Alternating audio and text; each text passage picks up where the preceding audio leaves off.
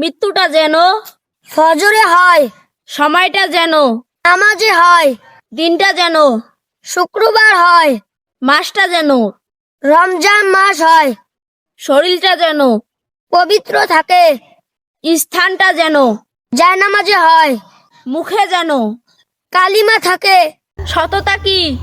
সব সময় সত্য বলা, আল্লাহ কাদের ভালোবাসেন? সত্যবাদীদের। মিথ্যা কথা বলা কেমন? গুনাহ।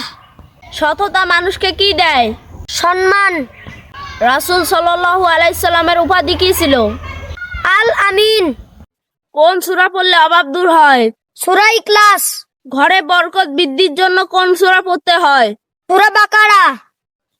ঘর থেকে অশান্তি দূর করার জন্য কোন সূরা পড়া উত্তম? সূরা বাকারা ও আয়াতুল কুরসি। সন্তানের হেফাজতের দোয়া কোন আয়াত দিয়ে? সূরা বাকারার শেষ 2 আয়াত। ঘরে রহমত নাজিলের জন্য কোন সূরা পড়া উত্তম? সূরা আর রহমান। টেনশন দূর করতে চাইলে নিয়মিত 5 ওয়াক্ত নামাজ পড়ুন। সুস্থ থাকতে চাইলে নিয়মিত 8 ঘন্টা ঘুমাবেন। শরীরের দুর্বলতা দূর করতে চাইলে নিয়মিত খেজুর খান। মুখের দুর্গন্ধ দূর করতে চাইলে পেয়ারা খান। শ্বাস প্রশ্বাসের সমস্যা দূর করতে চাইলে নিয়মিত কাঁচা পেঁয়াজ খান। রাতে বারবার ঘুম ভেঙে যাওয়া কিসের লক্ষণ? আল্লাহর স্মরণ কমে যাওয়া। রাতে খারাপ স্বপ্ন বেশি দেখা কিসের ইঙ্গিত? শয়তানের কুমন্ত্রণা ও জিগিরের ঘাটতি। ঘুমানোর আগে কোন আমল করলে মন শান্তি হয়? আয়াতুল কুরসি। হঠাৎ মন ভারী হয়ে যাওয়া কিসের লক্ষণ? গুনাহ বেড়ে যাওয়া। অতিরিক্ত মাথা ব্যথা হলে, আদা খাবেন। গ্যাস্ট্রিকের ব্যথা হলে, বেতি পানি খাবেন। দাঁতের ব্যথা হলে, লবঙ্গ চিবিয়ে খাবেন। হাঁটুতে ব্যথা হলে, চেরি ফল খাবেন। দীর্ঘদিনের পুরনো ব্যথা হলে, কাঁচা হলুদ চিবিয়ে খাবেন। শরীরে দ্রুত এনার্জি বাড়াতে কোন ফল খাওয়া উচিত?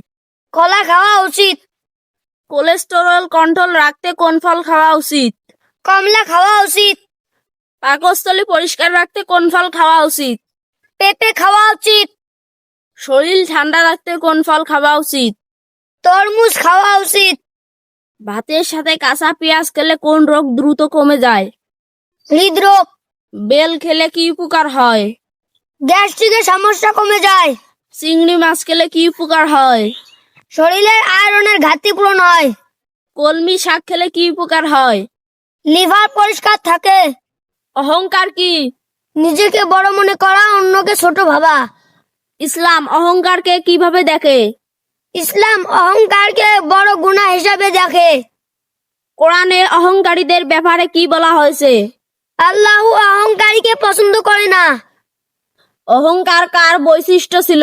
ইবলিসের। অহংকারের পরিণাম কি? আল্লাহ অসন্তুষ্টি ও শাস্তি। প্রথম আসমানে কোন নবী আছেন? হযরত আদম আলাইহিস সালাম। দ্বিতীয় আসমানে কোন নবী আছেন? হযরত ঈসা আলাইহিস সালাম। তৃতীয় আসমানে কোন নবী আছেন? হযরত ইউসুফ আলাইহিস সালাম। চতুর্থ আসমানে কোন নবী আছেন? হযরত ইদ্রিস আলাইহিস সালাম। পঞ্চম আসমানে কোন নবী আছেন? হযরত হারুন আলাইহিস সালাম। ষষ্ঠ আসমানে কোন নবী আছেন? হযরত মুসা আলাইহিস সালাম। সপ্তম আসমানে কোন নবী আছেন?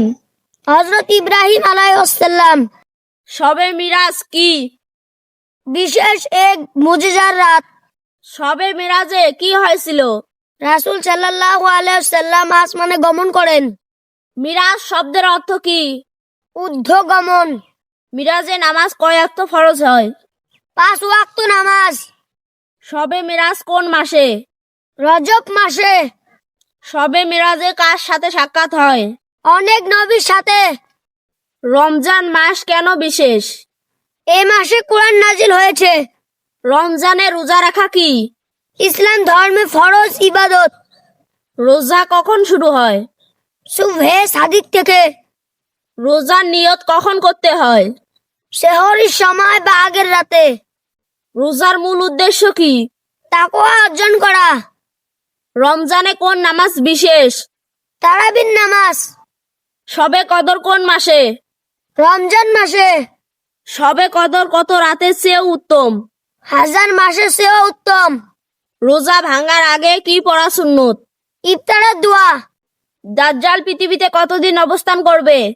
দাজ্জাল পৃথিবীতে 40 দিন অবস্থান করবে। দাজ্জাল কোথা থেকে সর্বপ্রথম আত্মপ্রকাশ করবে?